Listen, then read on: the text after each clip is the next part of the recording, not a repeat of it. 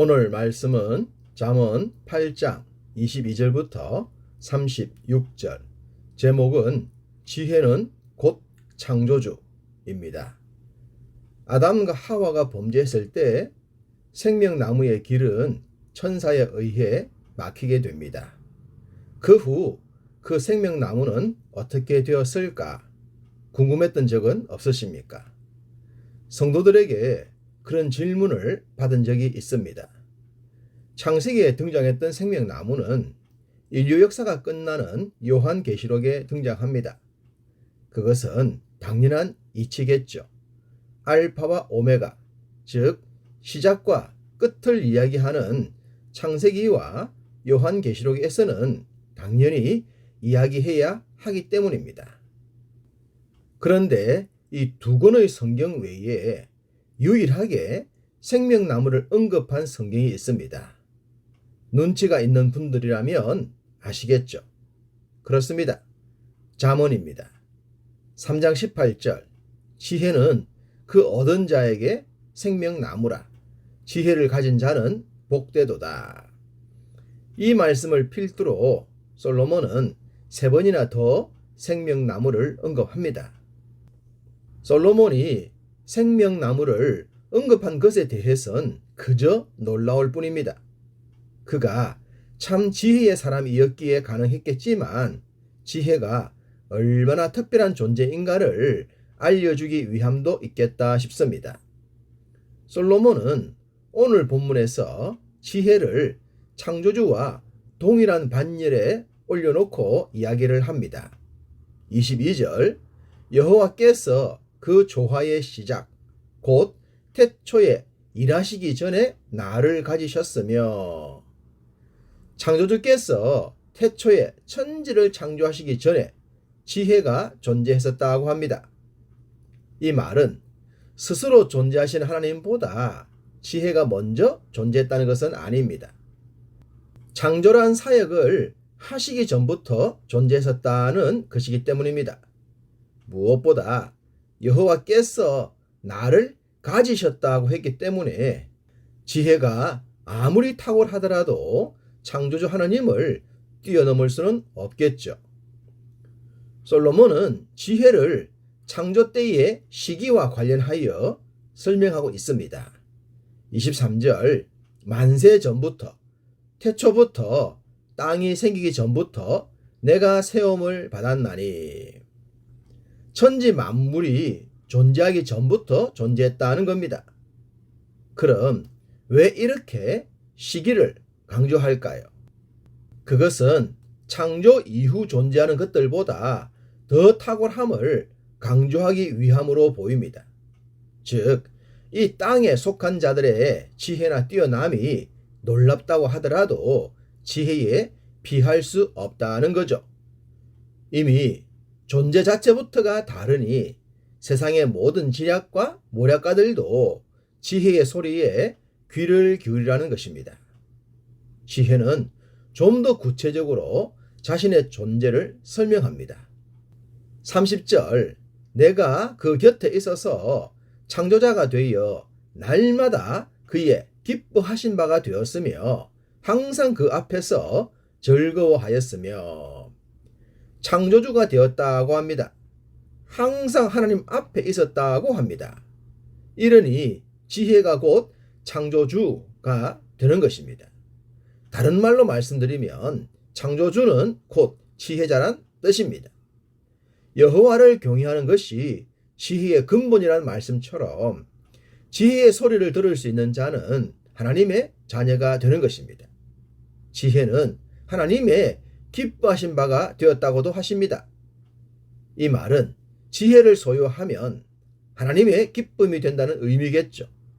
즉, 세상의 많은 학문과 높은 스펙이 아니더라도 지혜 그 자체이신 하나님의 말씀에 붙들린 자라면 하나님의 기쁨이 된다는 사실입니다.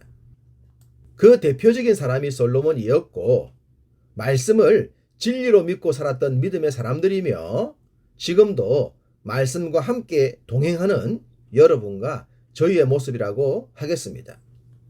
솔로몬은 창조주 되신 하나님의 천지 만물을 만드시는 자리에 지혜를 세웠다고 했습니다. 그래서 우리가 익히 창세기를 통해 알고 있는 내용을 본문에서도 기록하고 있습니다. 땅, 바다, 큰 샘, 산, 언덕, 하늘, 궁창, 구름 하늘, 바다의 샘, 바다의 한계, 사람이 거처할 땅들을 이야기하면서 이런 것들이 있기 전부터 내가 이미 있었다고 합니다. 이런 말씀을 보시면 혹시 떠오르는 생각이 없으신지요? 저는 우상이 떠오릅니다. 세상 사람들은 이런 것들을 우상으로 섬기기 때문입니다. 바다의 용왕과 하늘의 태양신을 섬깁니다. 큰 바위를 비롯하여 눈에 보이는 많은 것들을 섬깁니다. 솔로몬은 지혜가 이 모든 존재들보다 먼저 존재했기에 그런 것들을 섬기는 자들에게 큰 소리를 칠 수 있는 것입니다. 섬기려면 더 크고 높고 강한 존재를 섬기라고 말입니다. 그것이 지혜요 천지 만물의 창조주 여호와 하나님이십니다. 한때 사람들은 먼 바다로 나가지 못했습니다. 바다 끝은 낭떠러지라고 생각했기 때문입니다. 그렇지만 솔로몬은 뭐라고 했습니까?